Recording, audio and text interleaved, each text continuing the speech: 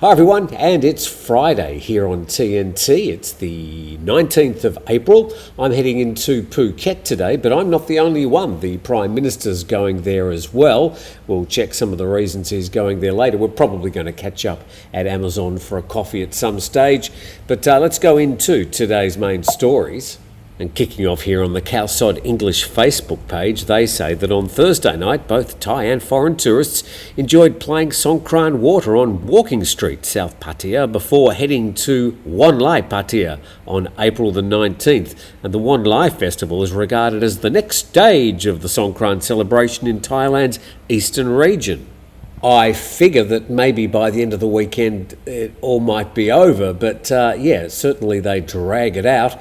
And there's no doubt the TAT and the government generally look at Songkran as something that they can really weaponise is probably the wrong word, but use as a significant tourist attractor in the future. It is a unique event, and certainly a lot of internationals come here, but I think they're really going to sort of wind this up and ramp it up in the next year to become one of the biggest tourist attractions here in the country. Now, also in Kazakh English, a government spokesperson saying yesterday that the Prime Minister has instructed governors of all provinces to make sure everything is especially clean on July the 28th. That's the day His Majesty the King will turn 72. Well, there's nothing particularly surprising about that, and of course we wish His Majesty the best of health in the lead up to that significant birthday. But it was the next line that I found interesting. But it includes ensuring that farmers reduce agricultural waste burning in order to lower the levels of PM 2.5 microdust particles. Well, seems to be a huge admission there that is indeed the problem, and that they can sort of turn the tap on and turn the tap off. But thought that might just be of interest to you. Let's go to our next story. Thai PBS World reports, this is just a Songkran update, as we got to the end of the 7 days of danger. 287 killed, 2,060 injured on Thailand's roads over Songkran. So that annual road safety campaign finished yesterday. Let's see what the results were. It involved some 2,044 road accidents. The main causes of the accidents were speeding followed by drunk driving and cutting in, adding that casualties were fewer than last year, but the number of accidents increased slightly. And motorcycles were involved in most of the accidents, and most of the victims were not wearing crash helmets. Well, nothing terribly surprising there, but at least the number of fatalities in this year's 7 days of danger were a bit less than last year. Now, a big story from yesterday that emerged during the afternoon, reported in Thai PBS World, Deputy National Police Chief suspended. The acting National Police Chief has signed the order to suspend the Deputy National Police Chief, Police General Surachate Hakpan, and 4 more police officers accused of being involved in money laundering in relation to an online gambling network. And the order takes effect immediately from yesterday, and it lists the 4 other police officers involved. And he also emphasises that while he's currently the acting police chief, he has full authority, which seems a strange thing to remind the media about. And it said that he'd informed the Prime Minister so that the Police General Surachate could be transferred from his inactive post at the Office of the Prime Minister back to the Royal Thai Police Force headquarters as the disciplinary investigation continues. Well, heading back to the Royal Thai Police headquarters, but suspended, and I suspect probably for quite a long time as this investigation drags on.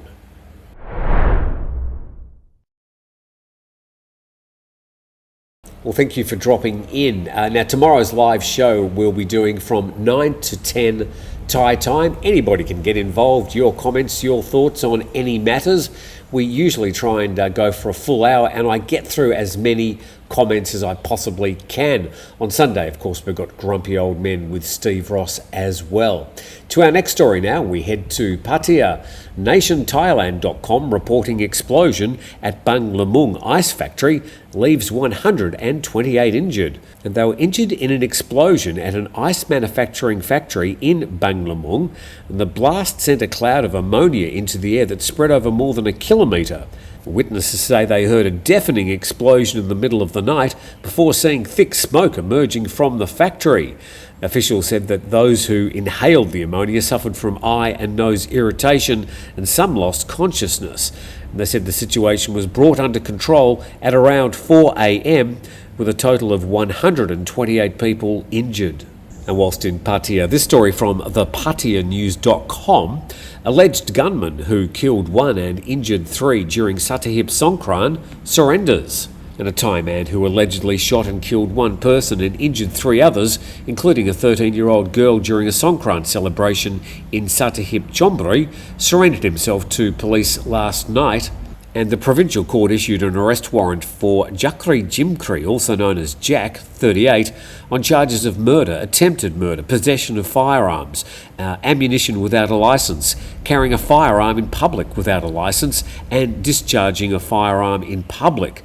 And Mr. Jakri is believed to have been responsible for firing a gun during a Songkran celebration in Sattahip, which injured 4 young people. One victim, a 23-year-old, eventually died from his wounds at the hospital. And the suspect had fled Sattahip and was hiding in Rayong, which is where he surrendered. And according to police, Mr. Jakri contacted them, expressed his desire to surrender, fearing that he might be killed in a confrontation with law enforcement. This information led to his apprehension. Well, a blip of violence in an otherwise very happy and successful Songkran celebration up in that part of the world, and looks like it's going to be continuing for the next few days as we head down to Phuket. And this reported in the PhuketNews.com. PM Seta visit to include police action against foreign mafia in Phuket. And a spokesperson for the PM yesterday revealed the itinerary for the Prime Minister in Phuket today, which will mainly focus on updates to construction projects aimed at alleviating Phuket's traffic congestion. That probably won't take too long. The Prime Minister is also to be briefed on what has been called the new Saracen Bridge project, though no details on the project itself were provided. First I've heard of it too. A new Saracen Bridge? Let's just check the current Saracen Bridge. As you can see there's not that much distance between the mainland and Phuket. Only about 250-300 metres of bridge, also called the Saracen Bridge. And what, it's already got 4 lanes of road that never seems to be too busy when I cross it. So exactly why we need a new Saracen Bridge, I don't know. Let's see what else is on the Prime Minister's agenda today. He's checking out solving the drug problem. I would have thought that might be a national issue. Solving the problem of informal debt and resolving debt. National problem. Number 3, resolving gambling, the problem of online gambling and foreign mafia. Tightening restrictions on venues selling alcohol that are similar to service establishments. Tightening efforts to resolve the problem of illegal immigration, and solving the problem of housing for police officers. Well, there's obviously plenty for the Prime Minister to talk about. This is his 4th visit to the island since becoming Prime Minister, so he does see it as a priority, but clearly the transport problems in Phuket are the big problem. Now, this brings us to this next story, and it's in KhalsaEnglish.com. PM will consider whether Phuket should become a special city. The idea that Phuket could change from just being another province to some sort of special economic region. And with more than 70% of tourists coming from abroad, 30% from inside the country, the large influx of people to Phuket, including more than 10 million tourists and a transient population, has put a strain on the province's basic infrastructure. And according to the Phuket Mayor, the government currently allocates funds based on the number of people registered in the House Register, which is over 70,000 people, or about 50 million baht per year. Now, there's also an additional subsidy of about 9 to 10 million baht, which is not enough to solve the various problems in the province. So this is the contradiction of the Phuket economics. You've got one of the most important provinces feeding money into the coffers in the central government, but with such a small local population, permanent population, it's only getting a very small amount divvied out to it as a province by the central government based on that method of handing out the monies each year. So it does have special problems. It's clearly an important tourism and economic driver, but at the moment It's just not getting its fair share of money from the government.